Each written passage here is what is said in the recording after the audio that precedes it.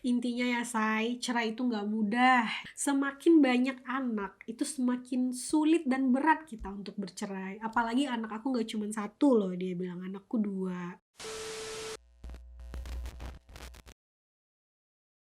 Setelah ngedengar sebagian isi hati dan curhatan dari istri korban pelakor ini, aku bertanya, pernah nggak sih kamu kepikiran buat bercerai? Dengan ringannya dia ngejawab, pasti pernah lah. Aku sering banget berpikir untuk bercerai. Tapi bercerai itu nggak mudah. Mungkin ya, kalau kita nanya nih, minta saran sama teman-teman kita yang single, pasti mereka jawabannya, udah bercerai aja. Seolah-olah cerai itu gampang. Tapi bagi aku yang udah menjalani pernikahan selama 6 tahun lebih, ditambah berprofesi sebagai IRT, aku merasa cerai itu sangat berat. Bagi seorang ibu ya, aku juga nggak mau anak-anakku itu kehilangan sosok seorang ayah, baik secara fisik maupun secara finansial yang ngebiayain mereka. Dulu aku sempat bekerja dan aku berhenti tuh supaya fokus memprioritaskan anak-anak, karena salah satu dari anakku juga berkebutuhan khusus. Jadi bener-bener aku berhenti kerja dan aku udah lama banget gak kerja sampai aku tuh gak tahu gimana caranya mencari uang. Aku gak pernah jualan juga sama sekali. Jadi aku have no idea gitu loh gimana caranya nyari uang cepet untuk menghidupi aku dan anak-anakku. Itu yang pertama. Aku juga ingin kalau bisa, aku pengen anak-anak tetap mendapatkan sosok ayahnya sendiri, ayah kandungnya, selagi ayah kandungnya masih sayang sama mereka. Karena betapa menyakitkannya seorang anak tumbuh dengan ketidakberadaan ayah. Itu naluri aku sebagai ibu, gak pengen lah egois. Biarlah aku mengesampingkan perasaan aku demi kebahagiaan anak-anak aku.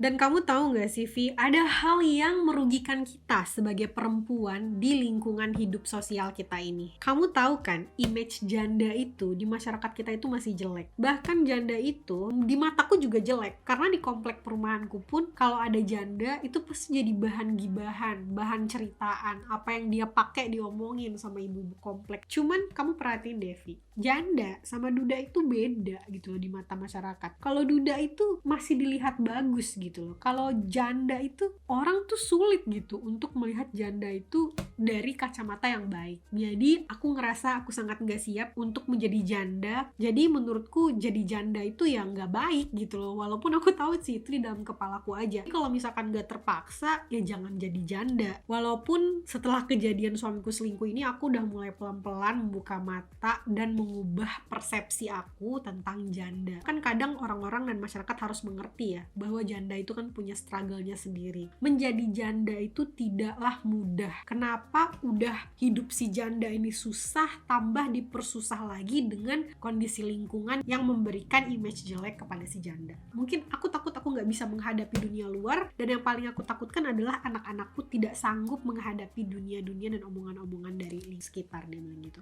Dan aku ingin bilang katanya ke kamu, ke istri-istri yang lain, kalau kalian belum merasakan pengalaman pahitnya diselingkuhi itu, gak akan tahu gimana rasanya. Kalau aku ngebayangin, aku gak bakalan sanggup. Tapi ternyata aku sanggup loh ngejalanin ini, dan udah 1 tahun dia bilang. Dan aku gak nyangka kalau ternyata aku sekuat ini. Aku gak tahu aku dapat kekuatan dari mana, yang pasti salah satunya pasti dari anak-anakku. Terus dia lanjutin, intinya ya say, cerai itu gak mudah. Semakin banyak anak, itu semakin sulit dan berat kita untuk bercerai. Apalagi anak aku gak cuma satu loh, dia bilang anakku 2. Mungkin ada aja orang-orang yang ngasih saran udah bercerai aja. Tapi bagi aku pribadi, itu gak mudah. Sangat berat. Bertahan atau bercerai, semuanya ada konsekuensinya.